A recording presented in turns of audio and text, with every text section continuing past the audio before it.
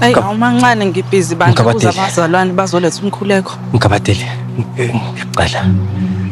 Ngicela ungayinaki le text leyana. Akuyona into ocabangayo. Into uthi ngesilima vele sanele. Lutho thando sami, ngempela bengiseThekwini. Bengele meeting ngase ngahlangana noZama. Wangitshela ukuthi udriver wakho late kwashe kwacima wangicela lift. Ubuyela la ekhaya ngamnika. Nakusho ukuthi ubumnandi kuliftweni bandla ngathi sekuthumela ama message amangaka ngapheli lokho ebonga. Mhlawumbe bebonga yona leyo lift. Cela. Kwenzakalani vele ngawe sanele? Ngenwe yini? Unomkhubuzo vele unyamalale nje bakuthanda wena.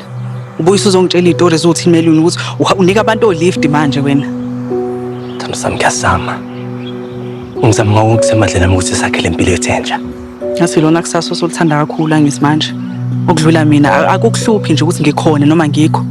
Anginayo impilo ngaphandle kwakho. Unayo sanele. Ngaxolisa. Ngaxolisa Mkabadeli ngiyaxolisa. Yobe. Kufanele ngikutshele ukuthi ngihlangane naye. Ngaxolisa.